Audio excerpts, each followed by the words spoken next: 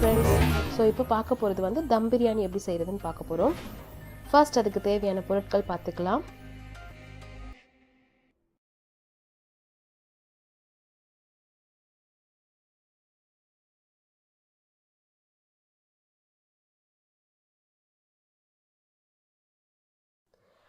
ஒன்றரை kilo chicken, basmati rice வந்து 1.5 kilo, அதே சிக்கன் 1.5 கிலோனா பாஸ்மதி ரைஸும் 1.5 கிலோ எடுத்துக்கிறோம். அது வந்து நல்லா வாஷ் பண்ணிவிட்டு தண்ணியில் ஒரு 10 மினிட்ஸ் போல் நம்ம ஊற வச்சு எடுத்து வச்சுக்கணும். வெங்காயம் 1 கிலோ, இஞ்சி பூண்டு பேஸ்ட் 6 ஸ்பூன், தக்காளி 6 நம்பர், அது வந்து ஒரு தக்காளி 4 கட் பண்ணி வச்சுக்கிறோம். அதுக்கப்புறம் நம்ம ஸ்பைசஸ் போல் பட்டை, ஏலக்காய், கிராம்பு, கற்பாசி பூ, அப்புறம் பிரியாணி இலை, இதெல்லாம் வந்து இப்போது 1.5 கிலோவுக்கு நமக்கு எவ்வளோ தேவைன்னா ஒரு 6 பிரியாணி இலை அந்த மாதிரி எல்லாமே வந்து ஒரு 6 நம்பர்ஸ் எடுத்து வச்சுக்கோங்க. அடுத்தது எலும்பிச்சப்பழம் 3, பச்சை மிளகாய் 2 கீரி 6 மிளகாய், அப்புறம் கறி மசாலா தூள் வந்து நம்ம தேவைக்கேற்ப போட்டுக்கணும். மஞ்சள் தூள் வந்து 2 ஸ்பூன் எடுத்திருக்கேன். மிளகாய் தூளும் வந்து நமக்கு தேவைக்கு ஏற்ப காரத்துக்கு எவ்வளோ வேணுமோ போட்டுக்கலாம்.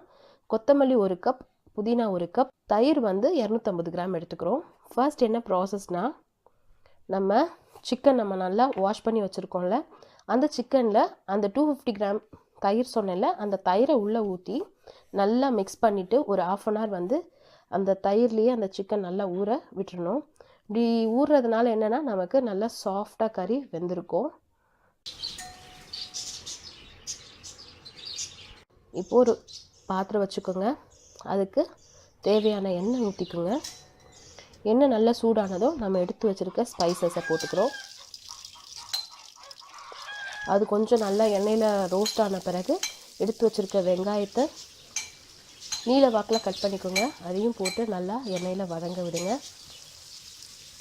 அதுக்கப்புறம் எடுத்து வச்சுருக்க பச்சை மிளகாய், இஞ்சி பூண்டு விழுது, அதையும் போட்டு நல்லா எண்ணெயில் வதக்க விடுங்க.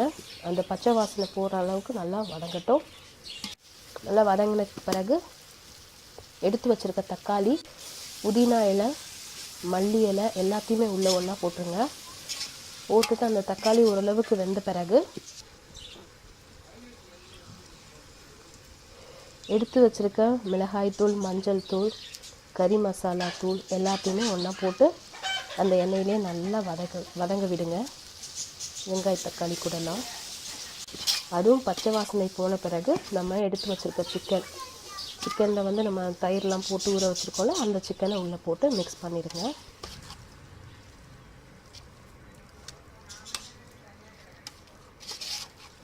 பாருங்கள், இப்போவுமே உங்களுக்கு சூப்பராக வந்துருச்சு பாருங்கள். பிரியாணி கலர்லாம் தெரியுது பாருங்கள் நல்லா.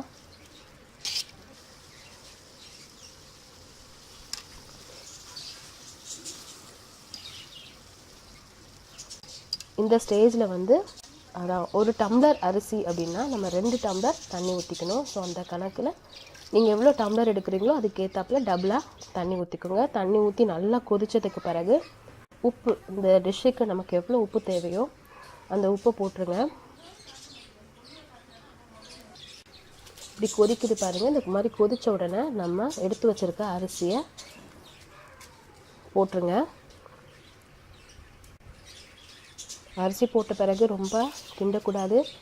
அதுக்கப்புறம் நம்ம எடுத்து வச்சுருக்க லெமன், 3 லெமன் சொன்னோம்ல, அந்த லெமனை உள்ளே போட்டு